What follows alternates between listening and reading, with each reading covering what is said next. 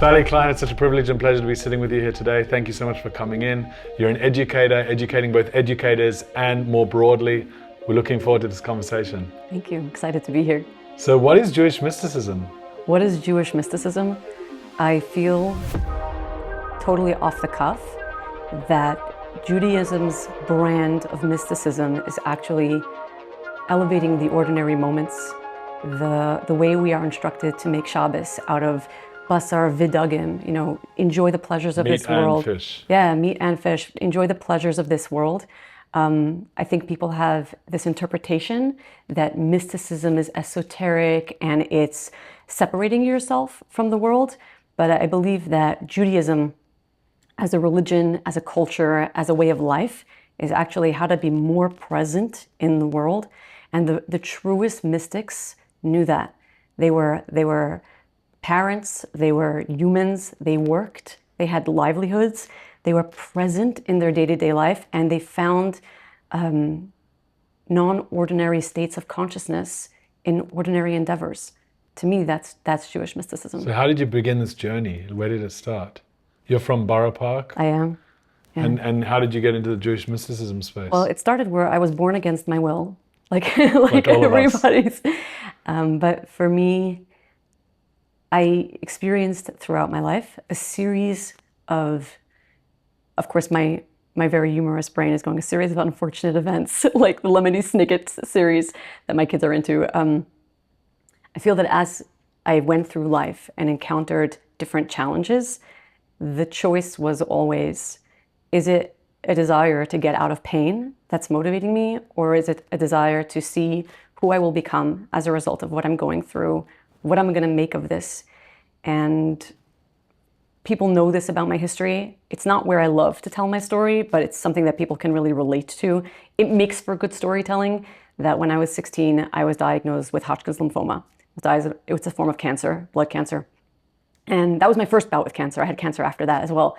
But at 16, when you're busy with very mundane things, like being pretty, being popular, passing your scores in school so that you can go to a good college or seminary, and then you're faced with this very sobering reality that the hair that you used to obsess about, because bad hair days, and then you walk to school without hair, or you may not, you're worried about where you might go for seminary or college, and then you're like, actually, I don't know if I'm going to live long enough to be 17.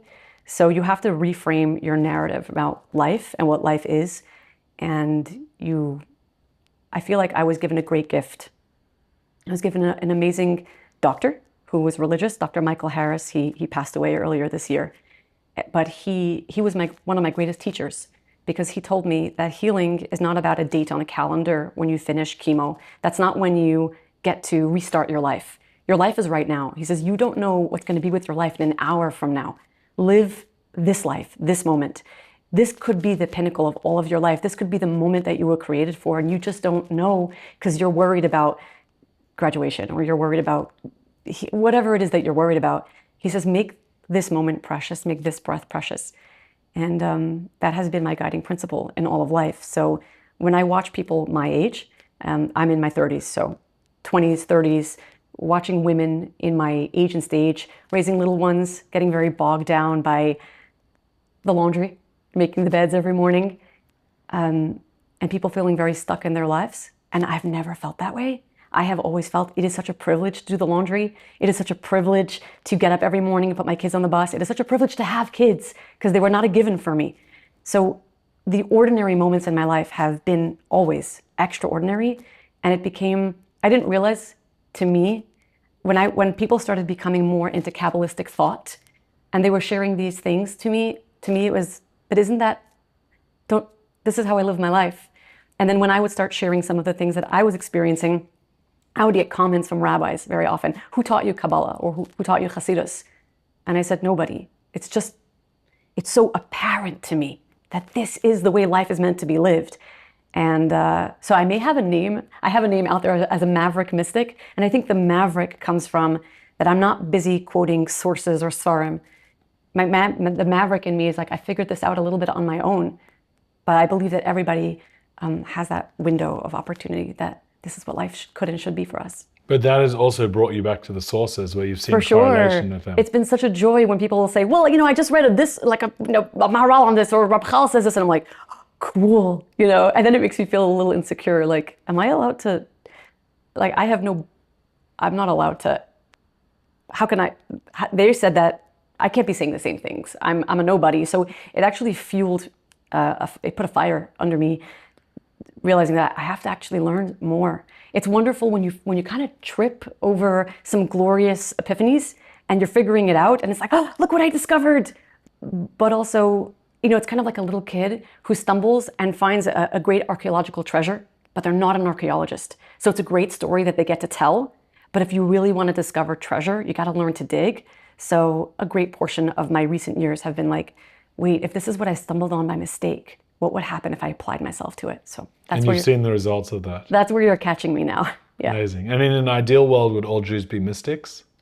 Well, again, I would redefine mystic. In an ideal world, I feel like we would all be living with the amount of joy and excitement as our children do. I feel like the greatest mystics I know are actually my children, they have not yet solidified their consciousness into the harsh realities of what society deems is what this world is meant to look like and be.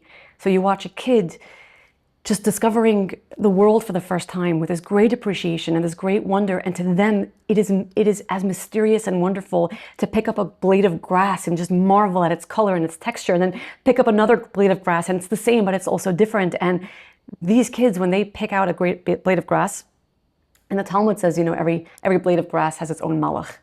When you see a kid do that, you see a kid really discover that every blade has its own angel. Because to a kid, no two blades of grass are the same. But to an adult, we've long stopped seeing the grass. We've stopped seeing the forest for the trees. So do I believe that everybody should be a mystic? How do you define mystic? Is it the rabbis in Tzfat wearing, the talis, or just be childlike with wonder and see HaKadosh Baruch Hu, see God in everything? So when you say God and seeing God in everything, what is God? How do you define this thing? What do you imagine when you say the word God?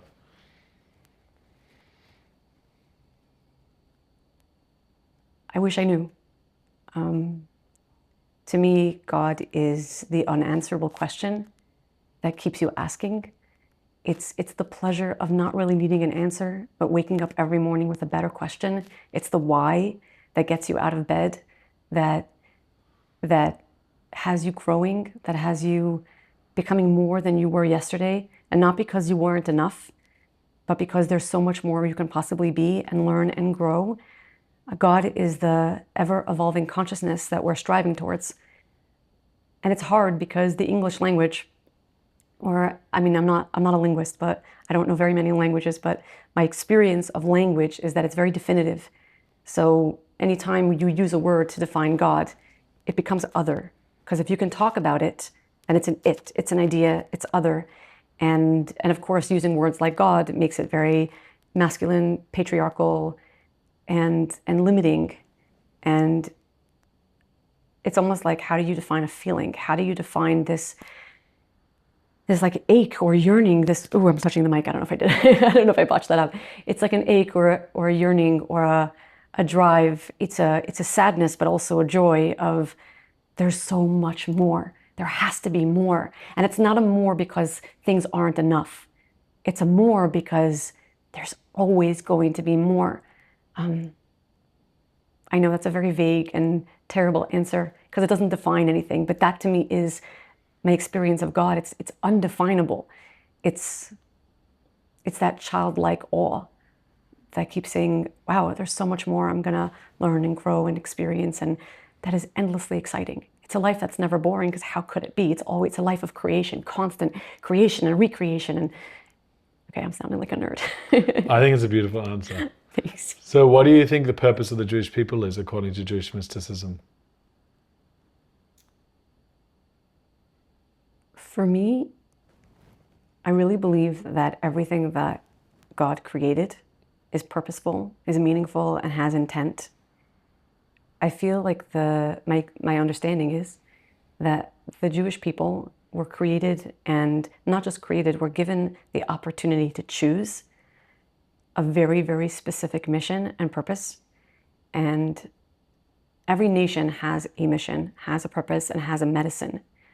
And my perspective is that the medicine of Klal Yisrael is to be in alignment with creation. Hashem is the ultimate creator. If you watch the world, if you watch creation, it's an ever-evolving process.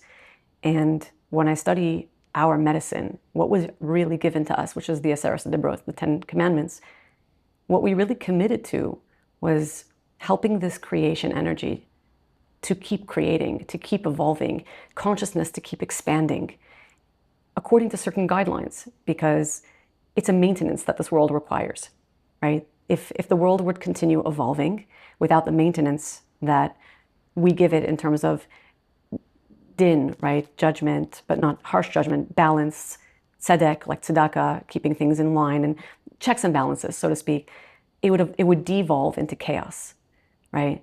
And I think our job as the Jewish nation is to keep this consciousness evolving in a way that brings more consciousness, not more chaos. Because the way consciousness evolves is it goes from simple to more complex.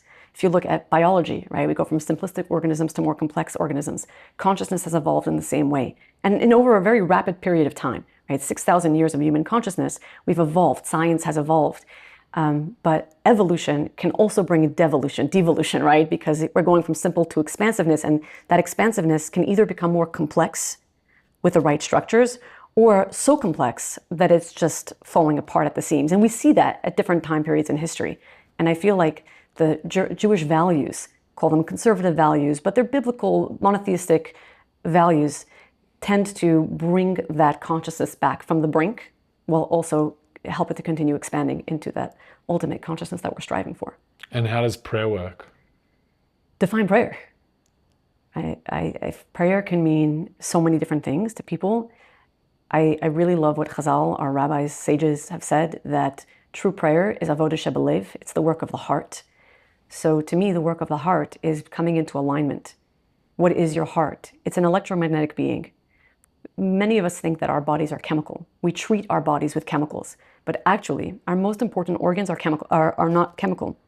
They're electric. Your brain is electric, your heart is electric, your nervous system is electric.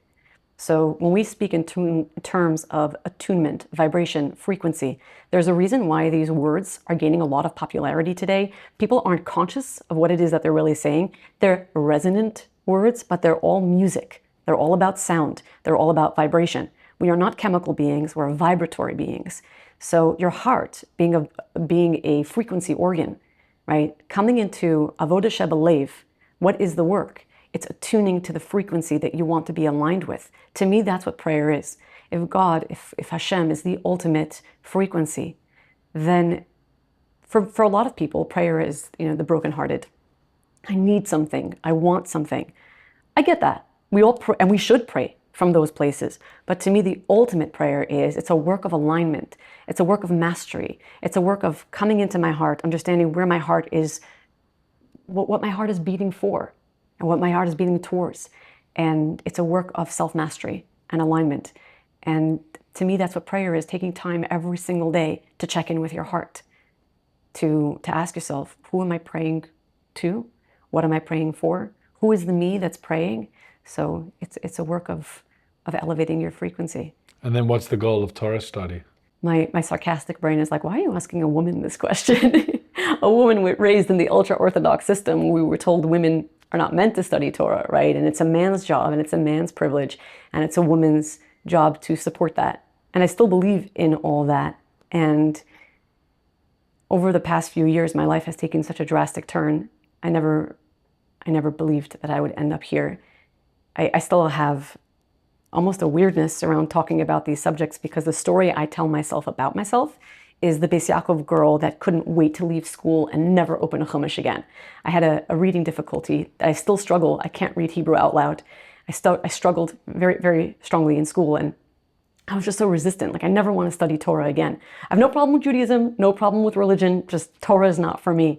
And here I am, totally unexpectedly, teaching Torah, studying Torah. I wake up early every day to sneak in an hour of learning before my kids wake up. And I still can't believe, it's hard for me to say it out loud because I almost don't believe in it. I feel like it's a dream I'm going to be waking up from.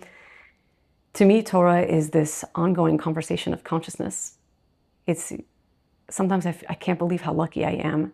I get to sit down in the morning and I feel like I snuck into the back of the base medrash and I get to hear these voices arguing over concepts, arguing over ideas that I just feel so like I'm not even supposed to be here. Am I really allowed to listen to this? Like, I'm so privileged. And that's what it feels like to me. It's this ongoing conversation of consciousness. And again, Torah has many levels, right? There's the Torah Shabbat, right? That's the actual Torah, the 5 books of Moses. And then there's the Torah Shabbal Peh, which is the Talmud, the Gemara. Then there's the mystical Torah. There's all these aspects of Torah, but what it really is God is saying, I want you to be partners with me in creation. I created this world, and I want you to help me continue creating this world. I want you to be partners in this consciousness where every day you get to choose creation. You get to choose if we're building or we're destroying. And Torah to me is this conversation of how we can be more, how we can do more, how we can be more, how we can give more, how we can be more like the one who created us. So, and there are many aspects to it, right? There's a practical aspect. What does that look like on a practical level? There's the internal aspect. What does that make me? How do I think in that regard? How do I feel in that regard? Who do I become when that becomes part of my thought process? And I know this answer is so vague. I wish I can give you something more like, this is what I believe, but I can't tell you that because I'm so far from figuring it out on my own. But this is kind of my experience in the moment. First of all, I think that makes sense, meaning if Torah is endless, and to the question before, if God is limitless and infinite, so it makes sense that, number one, there isn't, a perfect box that's going to limit the limitless. Number two, that there's an evolving relationship with this. And number three, if we ourselves are evolving as human beings, so like we're evolving next to something that's ever growing. God himself says, I'll be what I will be. There's no sort of defined specific thing. So I think that makes sense. And second of all, that moment before you defined, where you almost reflected out loud with me, that journey you've been on, why are you asking a woman this question about Torah study? It's really, it really shows a lot about the authenticity of the journey that you're on. And it makes me ask the question, which I ask of everyone, but I think it strengthens it here. In Jewish mysticism, are women and men the same? So I'm going to go back one bit. When you said God says his name is Ehyeh Asher, do you know where the source for it is? Chapter 3, verse 14. And what always struck me about that is that those letters are pi. 314. 314, and pi is an infinite number in math. Yeah. So when God says, this is my name, and the chapter and verse is the number of infinity in math, I'm such a nerd, but that was the first thing that I noticed. I'm like, that's the infinite name right there. Very cool. So in regards to your question of are men and women different in the study of Kabbalah, absolutely, absolutely. In the nature of Kabbalah is that it is feminine. It's feminine teachings. Men are told that they should not be engaging in Kabbalistic study until they're 40. 40 is the number of the feminine, right? It's the number of Bina, of wisdom. Women inherently have something of that in them. And I believe that women, one of the reasons that a man, again, I'm just projecting, right? These are my own conclusions. A man should not be studying these things before the age of 40 is because it takes 40 years to be a man in this world, to learn what it means to provide for a family, have an identity, step into that masculine role, to learn to love a woman without trying to understand a woman, and only then can a man, once he's reached his manhood, his masculinity, go into. And it's also not surprising to me that it was a very Western term, right? The midlife crisis tends to hit men at around age 40.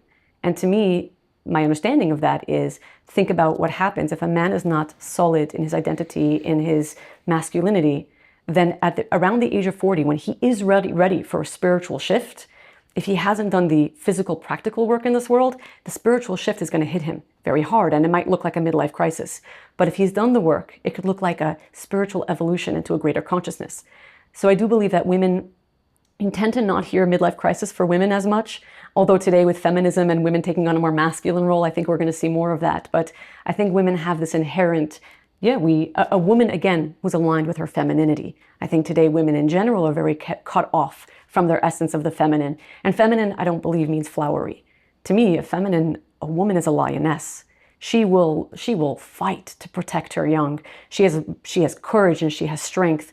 So a woman is not soft and fluffy, but a woman truly connected to her essence, she's a living, breathing Kabbalist. She may not know what she knows, but my experience is that the men who are involved in Kabbalistic study, they spend years trying to really define the essence of a woman, but the woman is actually living it. So yes, I do think that it is different. I think it's probably going to be surprising for people to find out that there were actually very well-regarded women Kabbalists of old. They may not have written Sfarim that we study from, but there are tales of them. They existed. They led gatherings, but they weren't front and center because that was never a woman's role. But I do believe that it is different for men and women. And should Judaism be hard or easy? I think it should be the good kind of hard. I'm a gym junkie, so I really appreciate feeling Charlie horse. You know, after you've worked out and your muscles are sore for 3 days, but you love it because it means you did good at the gym. You cherish the ache.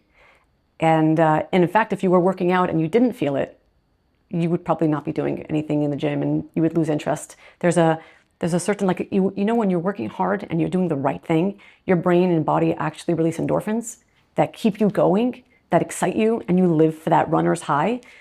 To me, Judaism can be anything. It can be easy, it can be hard, but I like the middle path where I feel like there's a sense of achievement, there's a sense of joy of, I earned my Judaism. And I'm always conscious of, I've been a public figure for most of my life, most of my entire adult life. I've been on stage since I'm 15.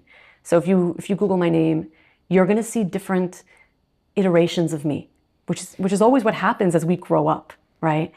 And to me, I'm always conscious when people ask me these questions in a public forum that I can answer you where I am now. Do I know where I'm going to be in 5 years from now? Will I be stronger in my Judaism or weaker in my Judaism? I don't know. But what I do know is it will be an ever-evolving process for me. And the process is never going to be superficial or harder than it needs to be. It's going to be exactly right for my growth at that time, even if it may look different than I did 5 or 10 years ago. So taking a step back from us, why did God create the world? For pleasure. What does that mean? I don't presume to understand God's reasoning for any of it, but I just spent Shabbos with my siblings, and I watched my brother, who is an adult, who has a very successful construction company, spend hours on the floor building something out of magnetiles. And he had such joy in it and just piecing it in. He's a math brain. He's in construction. He's an engineer mind. And just playing with a kid's toy, just watching it come together and insisting that this shape could be made, a mathematical configuration, until he finally got it, and the sheer joy in having put that together and then breaking it up. Well, he didn't break it apart. By the time this is released, I'm going to assume by the time this is released, it's not going to be hidden on the top shelf in the cabinet because he didn't let anyone touch it. But to me, it's the joy in creating something that may have no meaning. He's played with a child's toy yesterday. It has no inherent meaning other than the joy of creation. And anybody who's a musician, an artist, even a writer, for me, there's been this journey of, am I creating because I want to achieve perfection? I've done that for many, many years, and it's run me into perfectionism and writer's block and frustration and self-hatred, right? And it took a long time, and I'm by far not there yet, but I am slowly rediscovering just the joy of making a mess, just the joy of creation, even if no one's ever going to know, no one's ever going to see it, no one's going to applaud you for it. There's a joy in that, and at the risk of sounding anthropomorphic, I don't want to give God human qualities. I do believe creation is joy. I do believe creation is pleasure, and I believe Hashem invited us to partake in that. That's our essence as Jews. So in that invitation, can we do something against God's will? I believe that God's will is for us to make choices, and part of that choice is the choice of discovery, right? If you're creating something, if all of creation was perfection, that it's pointless. It's just kind of pointless. If something was so easy for you, you wouldn't appreciate it. the joy of creating is knowing that it's not easy, knowing that you will mess up, knowing what to do when you've made a mess, knowing when to discard something, knowing how to fix something that you thought was irredeemable, to take a twist and say, I thought it was going to be one thing and then I can turn it into something else. So I believe God's love is unconditional. I believe his faith in us is unlimited. Is there a right and a wrong? Yes, for sure. We have a very clear Torah and halacha that guides us. And at the same time, I don't think we're meant to be perfect. We're absolutely allowed to mess up. I mean, we're recording this. I don't know when you're going to release this, but it is Rosh Chodesh Elul. So we are entering into the whole month of tshuva, of return. And return, the idea of tshuva, it was already mentioned in creation, right? That God created Shabbos, Shev, to return, to sit, to rest. That was the point of the garden. Why would God create this idea of return before the first sin? Because all of creation is about make a mess, discover, and know that there is always a point of return. Beautiful. And what do you think about when you think about the term Mashiach? I mean, the Messiah is really what we're all trying to return to on a cosmic level. What does this mean? So again, I'm not an expert in languages by any means, but something kind of snuck into my brain a while back. Every day we say in the Ani Mamin, Memuna Shalem, I believe with my whole heart and being, B'vias HaMashiach, right?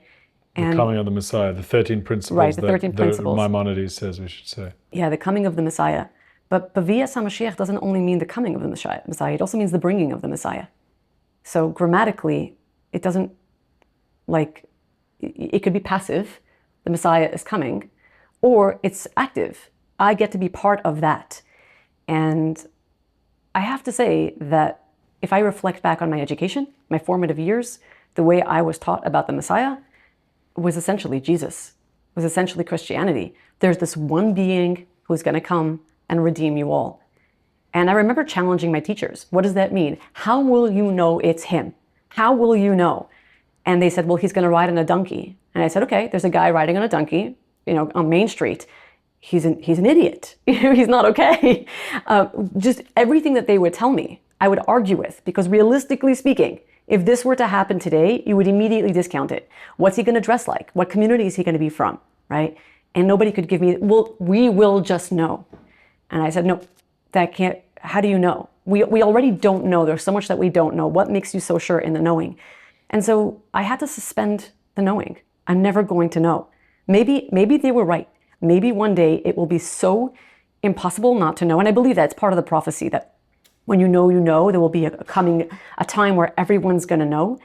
But to me, it's like, you know what? That's not my job. My job is to bring that consciousness in. So to me, it's less about who is the Messiah and what have I done today to contribute to that messianic consciousness. And when I was pregnant with my last child, he's 3. I remember thinking during the pregnancy, do you know, I could be the mother of the Messiah. I could. Because if the Messiah is going to be flesh and blood, then he's going to have a mother. And I didn't say this from a grandiose place. It was more like, but what if every mother in the world, when she was carrying an unborn child, or raising that kid, putting breakfast on the table, turning the socks inside out, saying, this could be the Messiah. And if I knew that one day this kid was going to grow up to be the world's salvation, what role do I play in that story? How do I conduct myself as a parent? How do I conduct myself as a human? I don't know. You might be the Messiah. Anyone I talk to might be a pivotal, vital key. This moment, sometimes I look at the stories in Tanakh, in the Bible, right? And I think, did they know? That they were writing the chronicles of the Jewish people. Did they know when they were in it? I bet they didn't know, but they lived as if they did. Yeah. And that's what makes them the people that we look up to. They couldn't have known, and they had their dark times, and the chronicles do tell us about their dark times. They experienced the darkness in all its darkness, and yet they lived that darkness as if it mattered. So to me, that's messianic consciousness. Well, 2 comments on that. The first is that it's very interesting you say, because my mother started to keep a higher level of kashrut when I was inside her as a fetus. Are you the oldest? I'm the oldest. Oh, wow. Because my father said, what if it's Mashiach? And you've got to make sure that, you know, when he's inside you, he's eating your nutrients, so you need to make sure it's kosher. And then when I was born, he said, well, you know, when you breastfeed, you're still eating from the nutrients. And then I breastfed for 9 months, and she's kept the same level of kashrut. So it really does affect someone's personal growth when they think of themselves as trying to help bring that Messiah about on a personal and on a broader level. And the second thing is, when you talk about writing the Tanakh, the Bible, so I've had the privilege of interviewing a number of widows that have been through October 7, that have lost their loved ones, and other incredible heroes, a series called Legends Among Us. And they're really legends, and they share the stories of other legends. And I've sat in those interviews sometimes thinking, like, it feels like the next chapter of the Bible is being written before our eyes in the state of Israel. And therefore that leads me to the question, do you see the state of Israel as part of the final redemption? I do. I do. And that isn't to say, I think there's this almost fairy tale consciousness. Well, this must mean, right, that, and there's always, you know, every New Year, every Rosh Hashanah, watch it, because the memes are going to start happening. This rabbi said, and there's a source in this Zohar, that this year is going to be the year of redemption. It's happened every year. They've all said it. And I don't believe in those fairy tales. I live every moment as this could be the moment, right? And when I look at the state of Israel, my hope and prayer would be that this is the one. This is the final time that we've had to resettle our land. Hopefully this will be the one where we get to settle, live in, stay in, rebuild in, and be in for eternity. And also, I don't have to hang my hat on that hook in order for me to believe that this is part of the messianic age. It doesn't have to be, you know, home stretch, but it definitely is part of the narrative. The fact that we're witnessing open miracles in our lifetime, and I'm watching my children take it for granted. In fact, I'm probably taking it for granted. Right? My great-grandparents made Aliyah in their, my grandparents, my great-grandparents and my grandparents, they made Aliyah in their 70s. To them, there was Holocaust and post-Holocaust, and watching they live the miracle. They live the miracle, and we are witnessing open miracles. Where they take us, what happens from here, is only in God's hands. But I absolutely believe in it, and I'm not affiliated with Israeli politics. Being in America, I'm very distant from that. So I might sound a little bit like an Amma Arts, like the uneducated, when I speak to this. I know it's contentious when it comes to the courts and the government, and everybody has their opinions, which I think is a very Jewish thing, you know, where Jews love to argue. So I think the fact that we have a fractious government is beautifully in line with Jewish nature. But the fact that we can argue over a Jewish government is messianic consciousness. The fact that, and people will argue, but it's not necessarily a religious government, doesn't matter yet, right? It's not where we're at yet. The fact that this is where we're at is incredible. It's beautiful. It's profound. And I think when we met, a 2 weeks ago, you asked me, and I was so caught off guard because I didn't know anything about you or your background. I was like, well, I'm a fan. So you didn't know what to tell you. I'm a fan. Definitely a big believer. We're definitely heading in the right direction. So what do you think is the greatest challenge facing the world today? I don't claim to be educated enough to speak to this. What I will tell you in my personal life, the greatest challenge that I feel I encounter on a daily basis is still the greatest teaching of all time. When I believe it was a convert, right? Someone who wanted to convert came to Hillel Hazaken, Hillel the elder, said, teach me the whole Torah on one foot. And Hillel said, V'ahavta l'recha kamocha, right? Love your neighbor, love your friend as yourself. Everything else is just commentary. To me, that is timeless, ageless wisdom. We still have not gotten close to where we could be with that. The world is so contentious and fractious. And we're not just talking about religion against religion, Republican against Democrat. We're talking Jew against Jew, neighbor against neighbor, family members against each other.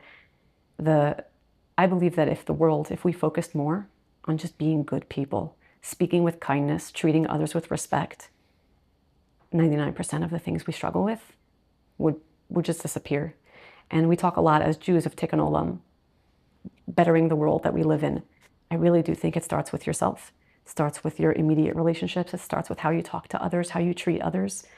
And to me, that's messianic consciousness. If you've ever been in a relationship that's been difficult, if you've ever been a parent having to raise a child, then this part, this love, nurture, respect, care for another human being, I think it's the hardest thing we'll work on it till for as long as we're here on earth. We're never going to master it. But the pursuit of mastery in this, I believe, is the hardest thing for anybody who's really given it some thought and some effort. And if we can all just take a step back and work on this, if you work on this, ultimately you're going to work on global warming. Whatever political or whatever issues are big in your life or in your world right now, distill it. You're going to find that it comes down to basic human decency, respect. And if you conduct yourself that way, you're going to conduct yourself that way in every area of your life. It's fascinating because my partner Michael, on this mission of what we're doing, like when we started talking, it was just simple to him that, v'ahavta kamocha, loving your fellow as yourself, is that truth, is that golden standard. Why I say it's interesting is because we're in a conversation about mysticism here. Yeah. And with him, it's also about mainstreaming spirituality in that area. And yet it's something that anyone and everyone can understand and anyone and everyone can work towards. And it's the most mystical thing, right? Because to really, truly appreciate another person is to see divinity in that person. How much more mystical can you get? Other traditions, and I think it's filtered a lot into Jewish tradition, but it's not Jewish tradition. Like a monk in Tibet, go into a cave and meditate for 7 years. That's not Jewish mystical tradition. Jewish mystical tradition is find the divinity in every person that you meet. And there are so many stories about Eliyahu Hanavi, right? Elijah the prophet, that he appeared as an old beggar. And there's a reason I think we tell these stories to children. You need to understand that Elijah or the divine is in everyone you meet. Yeah, you it's not just the king know. or the angel. It's specifically the person that you think of as a beggar. Yeah.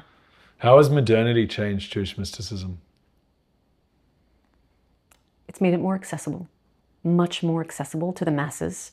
It's changed everything about Judaism, learning, Torah, and mysticism in particular. And there's a concern with that because mysticism was always a secret.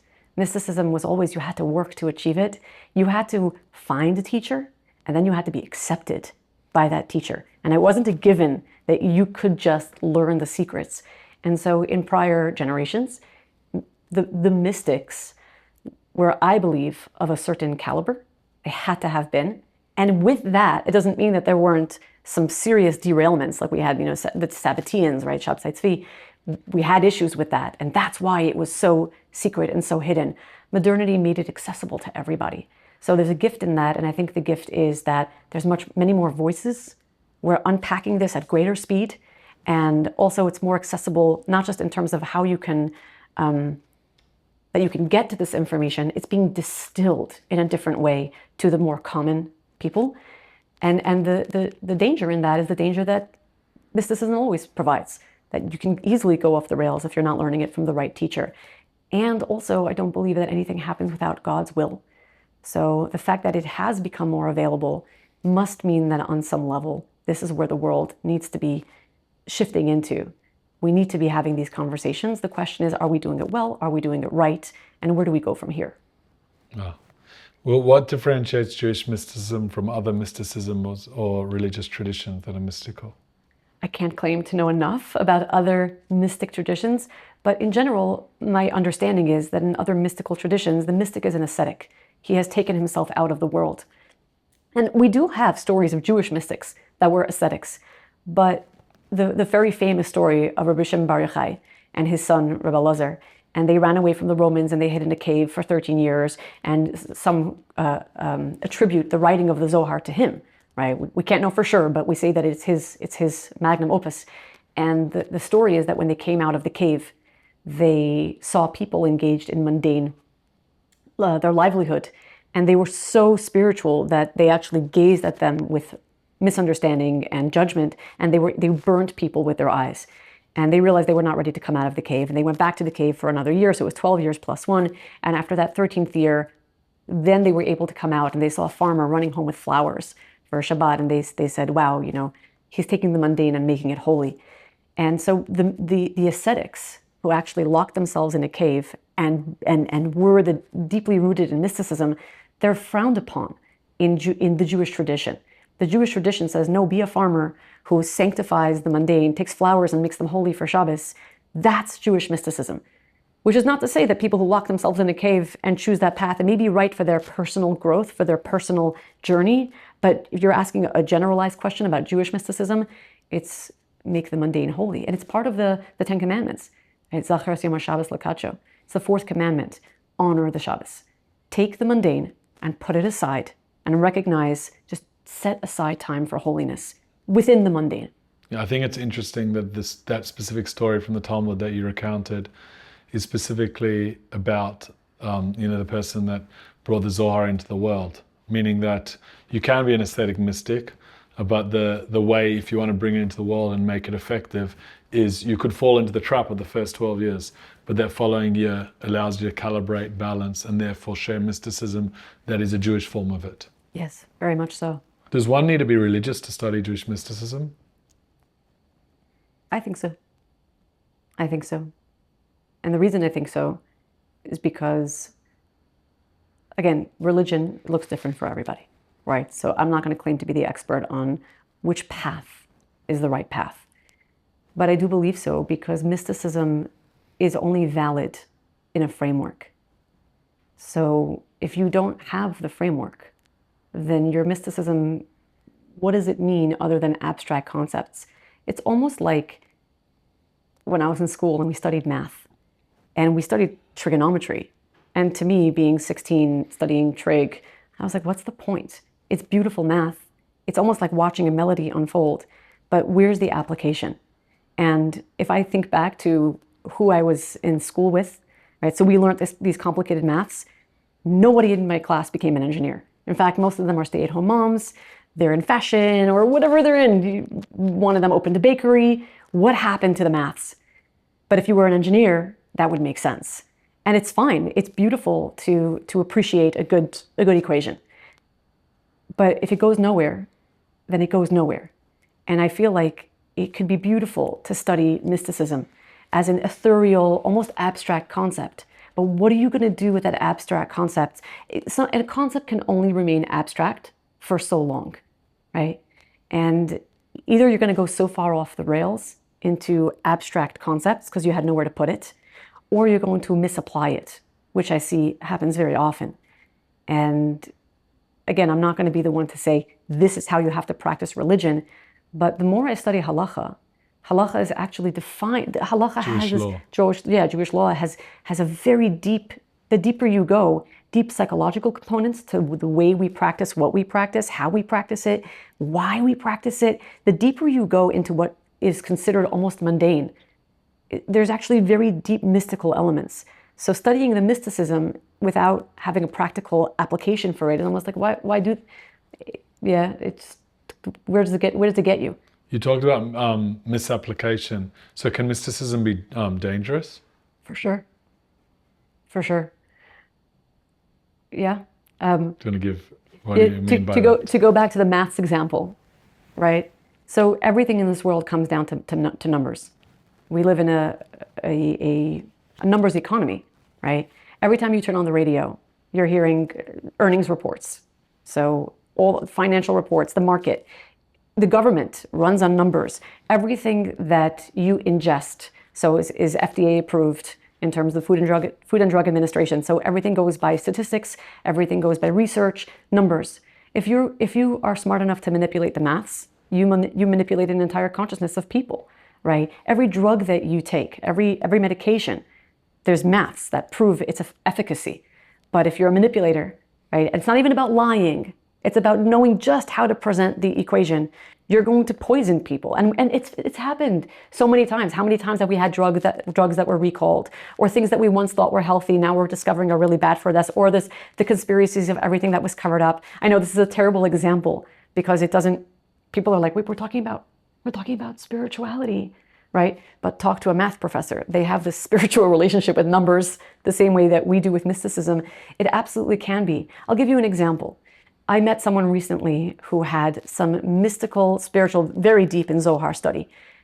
And they had some spiritual download, awakening, and they were told, they believed 100% that they were greeted by an angel, that they communed with this angel, and they received a message that they received a new name, captured their essence, and they were told to tattoo it onto their body. And so they did.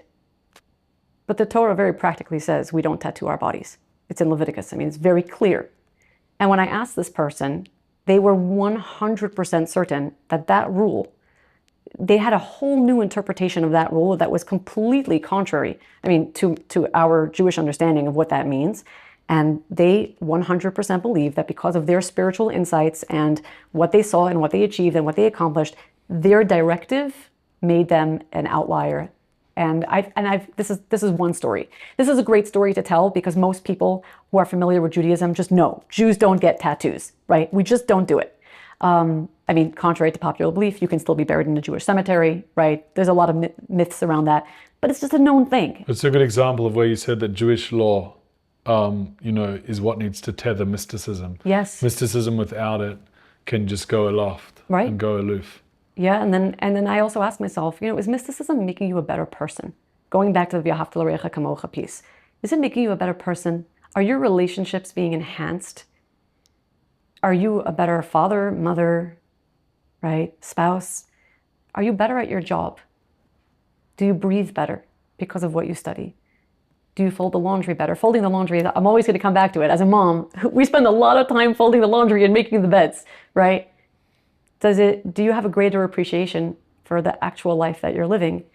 And I don't see that.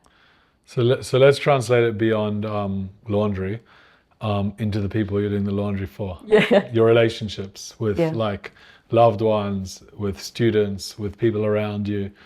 Do you feel like it has actually transformed your relationships? And if so, can you give a personal example or show us how? So remember, I'm not the one who studies Zohar, right? I'm the one who's realizing how much catching up I have to do. I laugh about it, but I was born during the Shloshim Yemei Hagbala, the 3 days before the giving of Sinai. So according to the Shavuot festival. Yeah, Shavuot. So I was born Gimel, 3 days before the giving of the Torah. And in the Torah, in the Bible, it talks about how the Jews were commanded from the third day, from my birthday, to spend 3 days preparing for Torah. And as I've gotten older, and I'm not 40 yet, but I'm a couple of years away, but as I approach 40, I have begun to realize that I was born in the under the umbrella, right, in the energy of preparation. And I've realized I actually feel so unprepared. As I approach 40, the age of mysticism, I realize I don't know. There's so much I don't know. And so I've kind of taken a backwards route where I realized I have to immerse myself more in halacha. I thought I knew what it meant to keep Shabbos. I don't. The more I study, I'm like, oh my gosh, I've been taking it for granted. I don't know anything, or kashrus, or taharas mishpacha, or all these things. So I'm kind of the anti-Kabbalistic movement, but from a place of wanting to ground and anchor my very mystical perception of life. And does it express itself with your kids or with your students? Absolutely, absolutely. I want to say I'm a breathwork facilitator, and I run an academy. I train facilitators in breathwork.